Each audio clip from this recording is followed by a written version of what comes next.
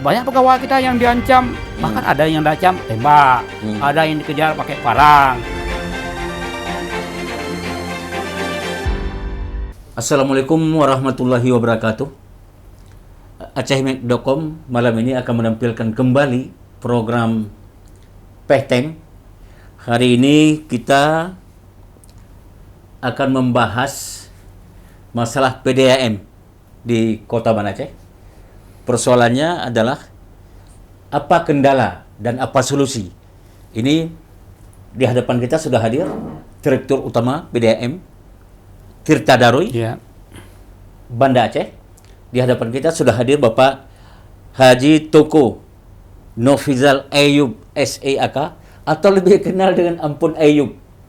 Jadi kalau ragu-ragu dengan nama panggilan Nofizal, justru lebih dikenal dengan panggilan Bapak Ampun Ayub.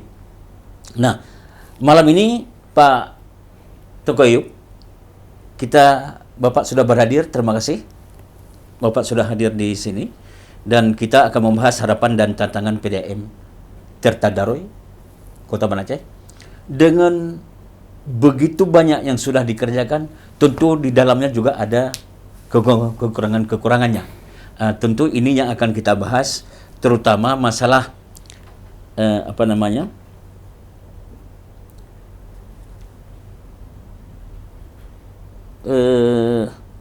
full sator ya, 4 full sator yang saat ini sedang dikerjakan, sedang diperbaiki, sehingga dengan demikian banyak air yang penampungan ini yang tidak terlalu lancar di kota. Apa jawabannya, Pak?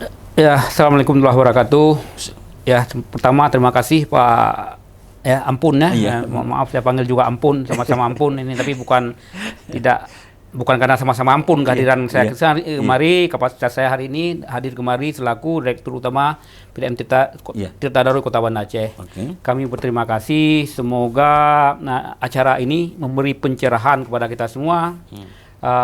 Terima kasih juga atas dukungan Acehmed selama ini kepada Tirta Daroy, dan berharap terus didukung, karena tanpa dukungan dari semua pihak tentunya tidak banyak yang bisa kami lakukan. Alhamdulillah saat ini Kota Banda Aceh sudah punya PDAM sudah hampir 46 tahun lamanya. Kita berdiri di bulan Februari tahun 75. Cukup lama ini. 45 tahun kurang lebih ya. Alhamdulillah pelayanan kita itu sudah mencakup hampir di seluruh Kota Banda Aceh.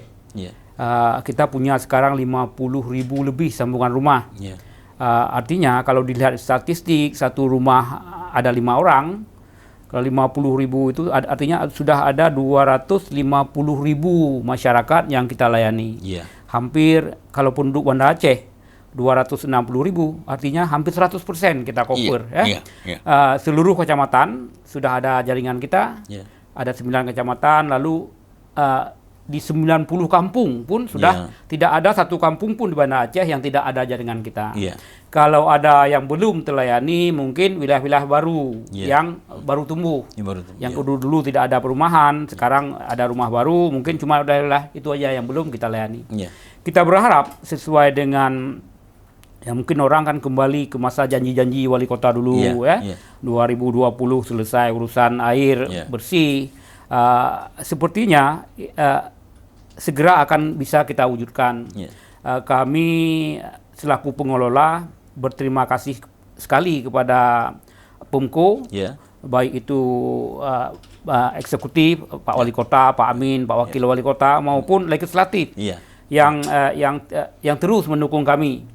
Karena seperti diketahui bahwa setiap tahun begitu banyak uang yang dikucurkan untuk pembenahan PDAM. Tahun ini yang paling besar.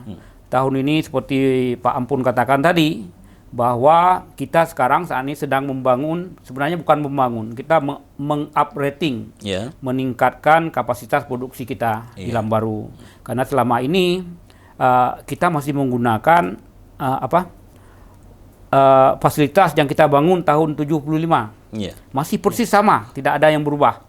Berarti lama sekali nih ya? Sudah 45 tahun yang seharusnya sudah kita gantikan. Tapi sayangnya bicara ganti ini pertama bicara tentang uang, uang besar. Lalu kedua, Banda Aceh punya masalah lain yang justru lebih ruwet, lebih bermasalah. Mengapa? Banda Aceh itu tidak punya sumber air. Nah, tidak ada satu tempat pun di Banda Aceh yang bisa kita jadikan sebagai tempat pengambilan air baku untuk produksi kita. Selama ini kita mengambil di Aceh Besar, di Lambaru, Nah, dan perlahan tapi pasti Aceh sendiri kan tumbuh terus, berkembang terus. Mereka terus mengembangkan PDM mereka juga. Jadi kita khawatirkan suatu saat nanti ketika air sungai semakin kecil karena pengaruh macam-macam, kita takut mungkin 10-20 tahun ke depan Banda Aceh akan sangat bermasalah dengan sumber air baku. Ya, ini yang menjadi masalah Kota Banda Aceh, dan kita berharap tentunya dengan dukungan dari provinsi juga, karena mungkin bisalah antara Aceh Besar dan Banda Aceh ini mengelola sumber air secara bersama. Ini Fulsator yang 4 ini kenapa ini rusak ini? Begini, sebenarnya tidak rusak. Kapasitas kita itu dibangun untuk 500 liter per detik. Ya, ada 4 unit pulsator. Sebenarnya kita bukan hanya pulsator. Kita mulai dari sumber air baku, kemudian kita punya namanya intake yang tempat mengambil air sungai, lalu kita masukkan ke instalasi pengolahan kita, WTP. Di sana ada clarifier. Lalu sekarang yang kita benahi namanya pulsator. Pulsator itu. Dan syukur itu dari dulu sudah dibangun tidak satu, dibangun 4 unit. 4 unit yang bisa beroperasional secara terpisah. Jadi, tapi dengan rusak ini airnya lancar. Itulah produksi airnya. Berapa bulan ini kita terpaksa melakukan penggiliran. Karena kita sedang membangun 1/4 dari kapasitas penuh. Jadi sekarang 1/4 kapasitas produksi kita terganggu. Ini menyebabkan 2 bulan terakhir ini kita terpaksa menggilir. Belum pernah dalam sejarah kita menggilir air. Selain menggilir, ada langkah lain yang diambil untuk mempercepat ini? Sebenarnya pembangunan sudah cukup cepat. Kita berharap memang tenggat waktu sampai Desember itu selesai. Tapi pelan, seiring dengan selesainya pembangunan, sekarang sudah siap 1 unit. Sudah siap, kita sudah melangkah di unit kedua. Artinya kapasitas produksi kita sudah sedikit meningkat. Jadi akhir-akhir ini yang kita gilir pun semakin berkurang. Kalau dulu kita gilir 25%, sekarang pelan-pelan mungkin hanya kena 20% lagi. Jadi upaya untuk mengatasi ini terus dilakukan. Kita terus berupaya. Begini, sebenarnya kita bukan masalah kita karena kita bukan membangun baru. Kita membangun yang lama yang kita naikkan kapasitasnya. Kalau bangun baru tentunya kita tetap jalan terus produksi. Lalu ada yang baru yang kita bangun. Tapi yang terjadi sekarang, kita membangun di tempat itu juga. Nah, seperti di tempat yang sama ya? Iya, mobil terus jalan, lalu bannya kita tempel. Yang kita tempel ban serapnya dulu, sambil jalan. Ini yang kita lakukan saat ini. Dan alhamdulillah, yang satu sudah selesai. Dan kita sudah operasionalkannya itu, airnya jadi tambah bersih sekarang. Kapasitas tambah besar. Pak Ayub nih. Ini tadi menarik juga yang Bapak bilang ini, bahwa hampir semuanya itu tersambung airnya. Tersambung. Ada nggak kawasan-kawasan yang belum tersambung, dan terutama berapa banyak yang tersambung untuk kawasan baru? Begini, kalau seperti saya katakan, kita sudah menyambung di semua kecamatan. Semua kecamatan sudah. Lalu sudah di 90 desa. Yang belum itu di wilayah-wilayah baru tumbuh. Ya, mungkin di Meraksa yang pinggir-pinggir, yang rumah baru. Yang lama-lama hampir tidak ada tempat lama yang tidak ada sambungan kita. Masalah sekarang sebenarnya bukan ada tidaknya sambungan. Saat ini sehubungan dengan yang kita bangun sekarang, kapasitas kita belum bisa untuk memberi masyarakat air 24 jam. Bukan tidak ada air, tapi tidak bisa melayani 24 jam.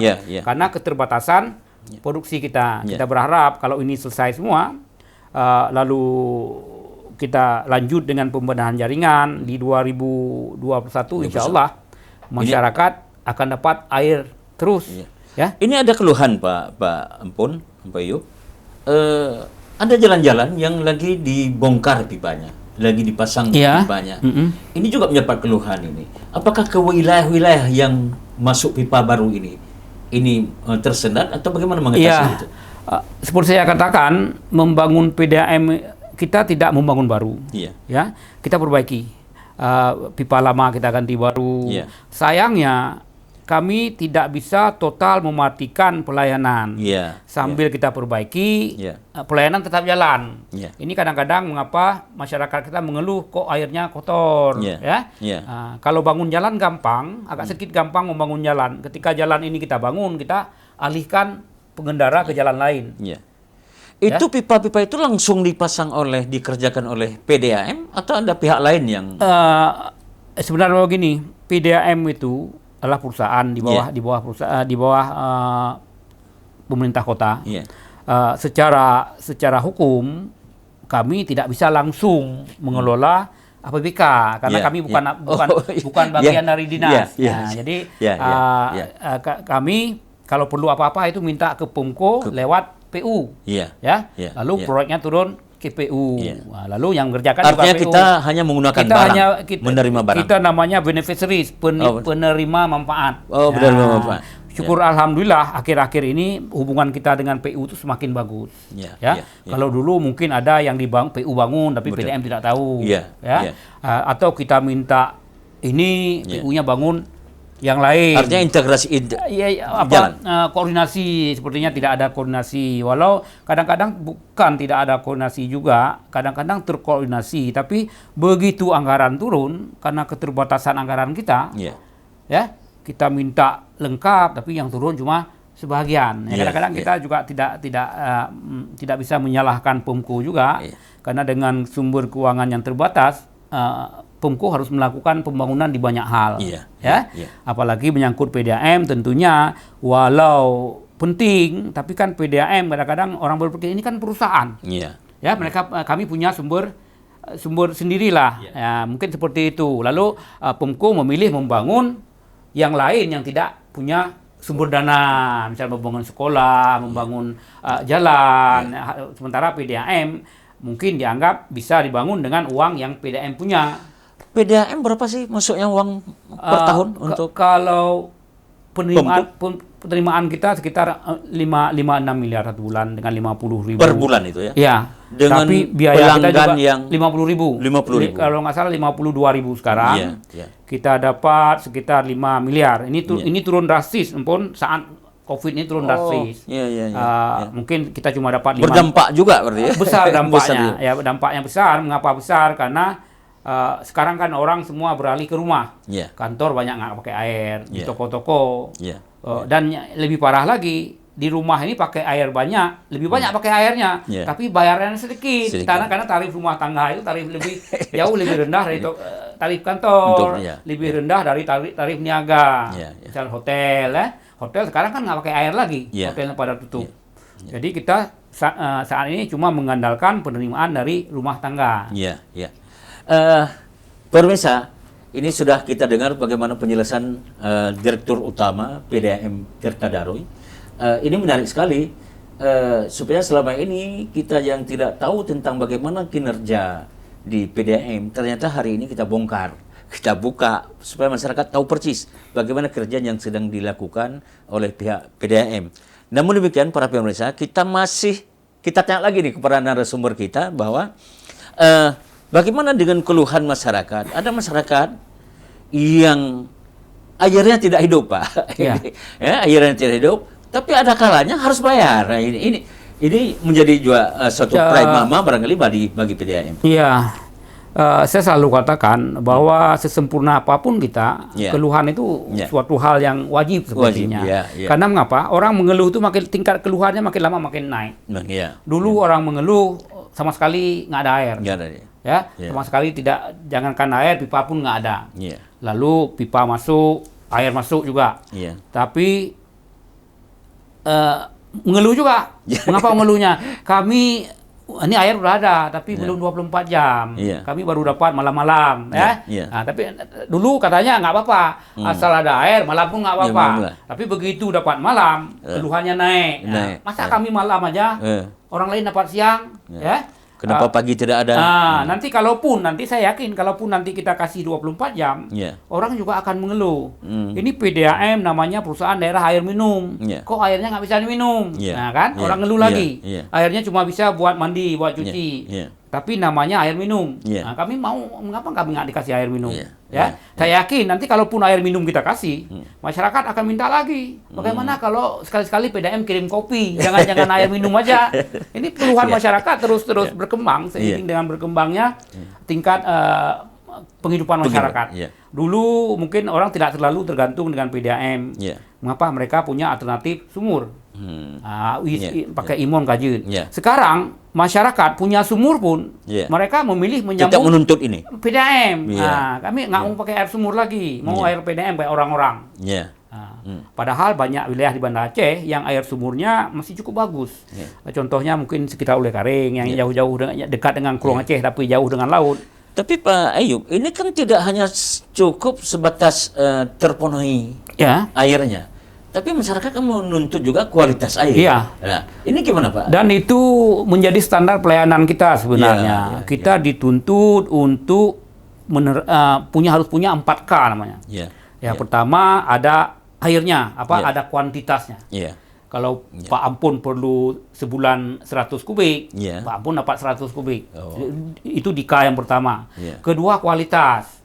Kan seperti yang katakan tadi, ini PDAM menjual air minum, bukan air bersih. Kita harus sediakan air minum. Artinya orang bisa buka keran, langsung bisa glek minum. Walau sebenarnya di tingkat di tempat produksi kita di Lambaru itu di WTP kita pastikan air kita itu siap minum. Siap minum. Karena kualitasnya memang sudah memenuhi Permenkes nomor 5. Kenapa di perjalanan ini air ini lagi bicara air siap minum itu bukan hanya airnya saja bersih, tapi tempatnya juga harus bersih. Kita belum punya reservoir yang untuk air minum.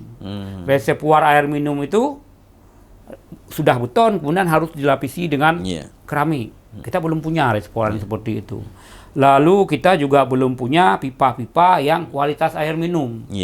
Nah, tidak bisa pipa sembarangan, dia harus memang harus food grade, harus air minum. Dan tentunya kita akan ke sana pelan-pelan. Kita akan mengganti pipa-pipa kita ke arah itu. Tapi kan itu juga butuh uang dan butuh waktu. Jadi kemudian ada K ketiga lagi. Sudah kuantitasnya cukup, kualitasnya air minum, lalu ada K ketiga namanya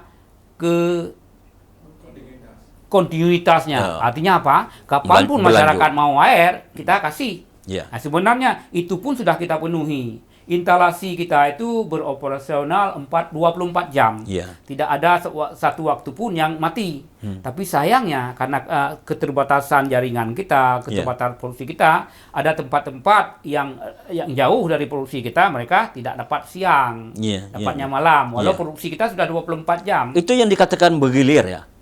Tidak juga. Tidak. Yang kita gilir hanya sekarang, sekarang kita gilir karena memang airnya berkurang. Tapi di waktu-waktu tertentu sebelumnya kita tidak gilir 24 jam hidup. Tapi memang wilayah-wilayah yang jauh dengan pipa-pipa induk kita itu baru dapat air mereka ketika orang-orang yang dekat dengan pipa induk sudah matikan.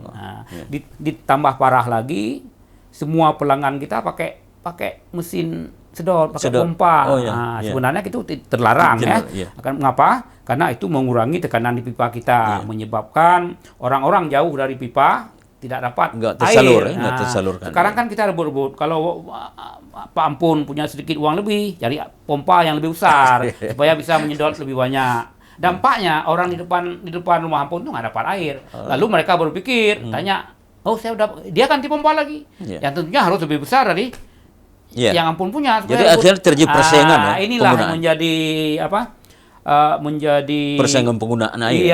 Ini juga, dan ini juga ditimbulkan dari murahnya air. Nah, ini juga pengaruh. Harga airnya murah menyebabkan orang tidak berpikir untuk berhemat. Kalau dapat berapapun dia pikir dia bisa bayar. Saya ingin kembali sedikit Pak Ampun Ayub ini. Berapa banyak pelanggan di Kota Banda Aceh yang tidak tepat waktu atau tidak membayar? Alhamdulillah pelan-pelan tapi pasti hampir semua orang bayar tepat waktu sekarang ya. Mungkin tinggal 30-40% lagi yang bayar karena sekarang kita mulai menerapkan aturan 3 bulan pelanggan tidak bayar kita putuskan. Tapi sebelum kita putuskan, ada nggak upaya menyadarkan mereka atau ada sosialisasi yang dilakukan oleh petugas kita sehingga ini betul-betul bisa terbayar? Ya sebenarnya begini, sejak siapapun yang menyambung PDAM kita sudah kasih bundel pertama itu di situ sudah aturan bahwa PDAM boleh memutuskan sambungan air tanpa pemberitahuan saat mereka menunggak 3 bulan. Tapi jarang-jarang kita lakukan itu. Itu akad ya? Akad kredit dengan PDAM kalau mau sambung dia udah teken itu dulu sebenarnya. Jadi kalau bilang kok tidak diperingatkan sesuai dengan akad itu, kita tidak harus memperingatkan. Tapi jarang kita lakukan begitu juga. Kita tetap berkali-kali mengingatkan. Bahkan tadi saya rapat dengan orang kantor, ada pelanggan kita yang sudah tidak bayar 40 bulan dan masih menikmati air. Kita susah. Berapa tahun? 4 tahun lebih ya. 4 tahun lebih tidak bayar dan masih lanjut. Kami punya masalah juga, tidak gampang memutuskan sambungan pelanggan. Apalagi ketika nanti pipanya sudah di bawah rumah dia, di halaman dia, di bawah rumah ya, karena seiring waktu kan orang membangun terus. Bagaimana? Jadi akhirnya pipanya masuk ke bawah pekarangan. Sudah di pekarangan, ada yang sudah diteras. Jadi kita putuskan nggak bisa karena kita untuk masuk ke rumah orang untuk bongkar itu kan butuh izin juga. Jadi serba salah kita. Jadi kita bukan membiarkan, tapi kita berharap suatu saat mereka sadar lalu bayar. Karena kalau kita potong di pipa besar, ada orang lain sebelah itu nggak dapat air. Jadi sudahlah kita coba tadi saya panggil. Kita berharap mungkin kami pikir dengan memberi pelayanan lebih baik, masyarakat punya kesadaran untuk membayar lebih baik. Jadi kita tidak boleh menyalahkan masyarakat juga, karena bagaimanapun air adalah sumber kebutuhan utama. Pak Tukayub, ini ada juga nih, menarik juga, karena sering kita lihat, itu ada mobil angkutan. Mobil angkutan, ini sebagian besar kayaknya seperti untuk membantu masyarakat yang tidak ada air. Ini gimana prosesnya?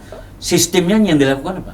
Kita punya armada. Kita sekarang ini punya 8 armada mobil tangki yang kita operasionalkan saat-saat betul-betul mendesak. Nah, saat ini kita fokuskan untuk melayani saat giliran ini, melayani rumah-rumah ibadah. Misal hari Jumat, orang panitia masjid telepon nggak ada air, pas giliran mungkin kita antar. Ada juga kasus-kasus yang kan kita gilir sekarang. Ada bagian-bagian tertentu di Banda Aceh, mungkin di ujung-ujung sudah 2 kali giliran, 3 kali giliran belum dapat air juga. Ini kita usahakan untuk membantu dengan mobil tangki. Tidak bisa semua kami bantu, karena kalau tidak cocok alasan nanti semua komplain. Kok orang lain diantar pakai mobil tangki, kok kami belum.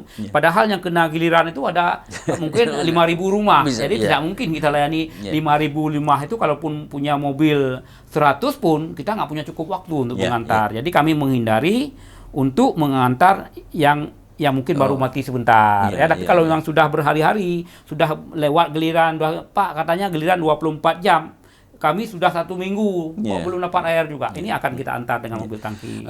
Ini kan ada PDAM ini kan yang langsung berhadapan dengan masyarakat. Langsung berhadapan. Ada enggak keluhan dari teman-teman di PDAM terhadap sikap atau yang ditunjukkan oleh masyarakat? Yang namanya karena ini kan langsung berhadapan dengan masyarakat.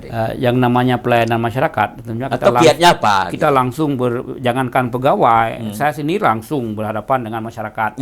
Karena salah satu nomor pengaduan itu langsung ke saya. Kadang malam-malam ditelepon jam 3 dimaki orang, biasalah kita pelayanan apa boleh buat, kita sudah ambil tanggung jawab itu. Mau balas maki pun yang untuk apa? Nggak ada manfaatnya. Nggak ada manfaatnya. Hanya kadang-kadang kalau nggak sanggup dengar kita matikan saja.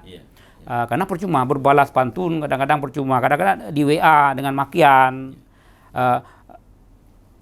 Saya berusaha menghindari. Kita cuma menerima keluhan mereka, lalu kita coba follow up. tidak melayani berbalas pantun di WA, kecuali yang sudah kelewat sekali.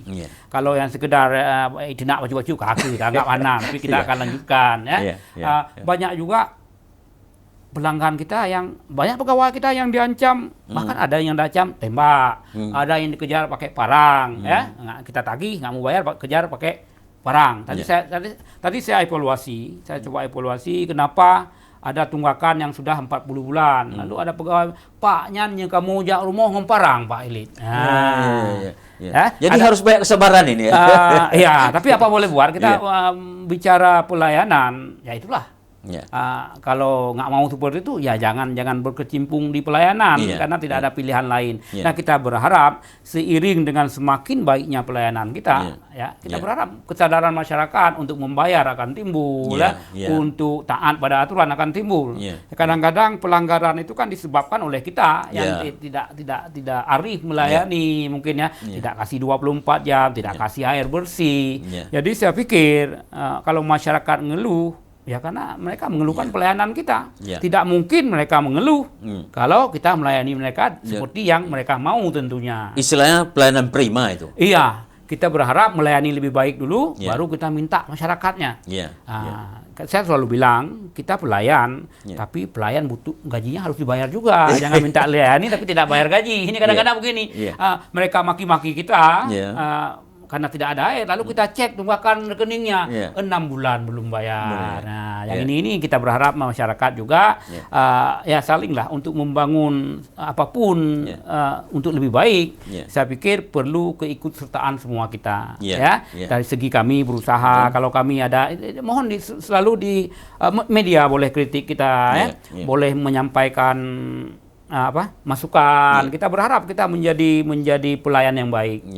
Ini menarik yang terakhir. Saya ingin masuk sedikit ini. Ini benar ini bahwa bisa dikritisi oleh wartawan ini. Seharusnya harus bisa. Siapapun yang memegang amanah seharusnya harus bisa dikritisi.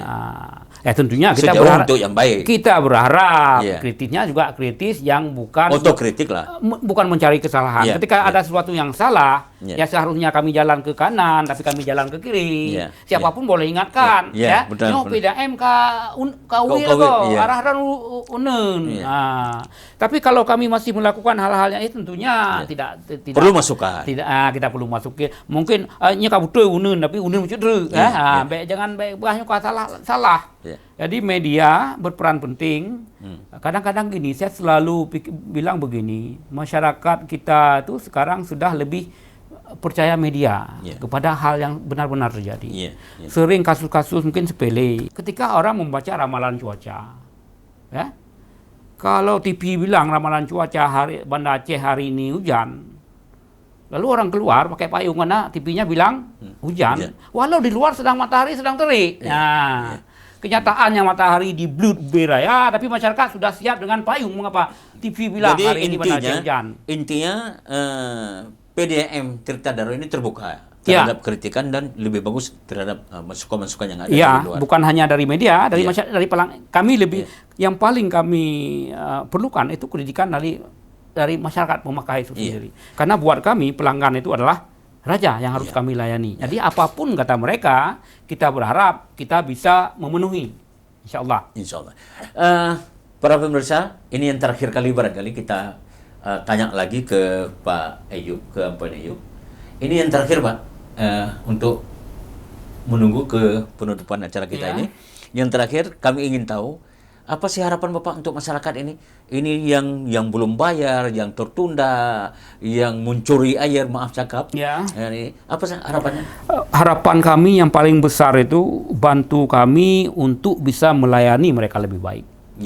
Karena tanpa bantuan mereka nggak ada yang bisa kami lakukan. Nah, tentunya pertama dengan mentaati aturan-aturan, tidak mengambil air ilegal. Yang sudah mengambil legal, mohon tagihannya dibayar. Pertama dibayar tepat waktu dan tepat jumlah juga. Kadang-kadang masyarakat begini, kalau murah-murah bayar aja, tapi begitu sedikit mahal udah komplain nggak mau bayar ya.